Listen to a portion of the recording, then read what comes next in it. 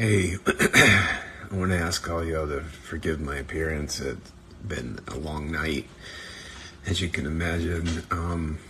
Getting messages from all over Afghanistan as to what is happening there. I'm really petitioning all of you to really pray for the believers there. There's so much that is going on and so much that is happening. We've lost all contact as of about 1 o'clock this morning due to the fact that if the Taliban finds any Western numbers or contacts in their phones, they will kill them on sight. It is what the Taliban has done before. It is what their modus operandi is whenever they find any believers. All believers in the country will be killed by the Taliban. They are not looking for converts at this point. They're looking for extermination of Christians. And despite what I just watched, one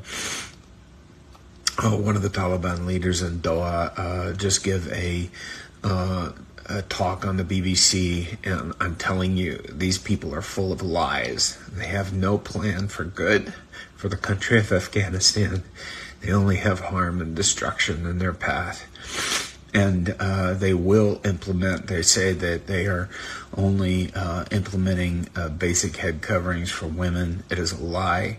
They will institute total covering of all of the women's body and for it not to be seen, and eliminate women education throughout the country. This is an evil, demonic regime, and they are planning on exterminating the second fastest growing church in the planet. This is a time where I've had messages all night long from all over, people asking and pleading for prayer, pleading for intervention from the church here in the West, to be praying for them, to be holding them up, and to pray that the Taliban will fall and that they will not succeed in their plan to eliminate, again, the second fastest growing church in the world.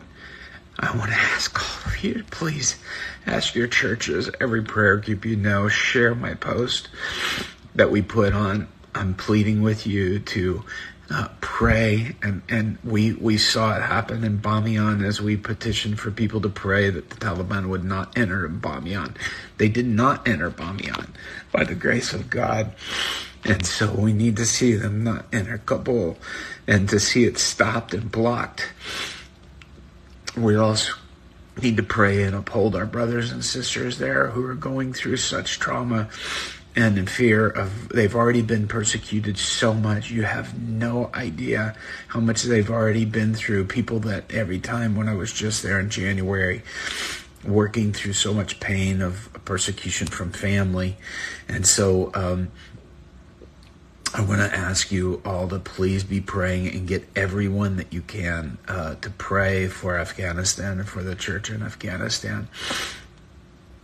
Again, we currently have lost communication with the believers there, but they will resume. I assure you, somehow, some way, we will find a way. Our government has thrown Afghanistan to the wolves. President Biden has thrown them to the wolves. And he pulled out everything you could see in my post on Instagram and Facebook, that he pulled out all of the support and therefore released and pulled out their backbone. And so with what had been set up before, which was working, the former administration had a working plan and it was in place and it was actually working. And so I'm heartbroken at the way that our government and the UK government have treated the Afghan government and the leaders there, and totally abandoning them, handing over and even withdrawing from them military support, and even withdrawing from the military weaponry that would have been able to help them keep things at bay. But the U.S. government, President Biden this past week said that there's 350 military and police troops that are in Afghanistan that can overthrow the Taliban, which is only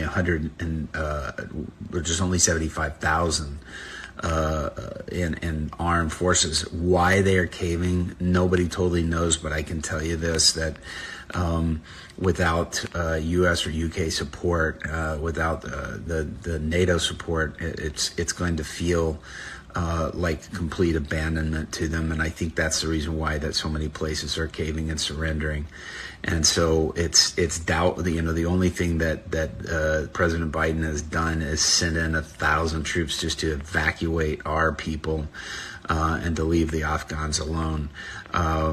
This is a tragedy. And so I want to petition you to pray for the underground church in Afghanistan. Pray that they be strong. They're showing immense strength. I can't tell you how blessed I am to see the strength in their heart. But pray that they withhold, and pray that they stand strong, and that they don't lose heart in this time, and that God will prevail. Jesus Christ is King of Kings and Lord of Lords, and we declare that. And I thank everybody for praying, and please keep holding up Afghanistan in prayer. We need that so much, and I plead with you to continue to pray for them. God bless you guys. Thank you.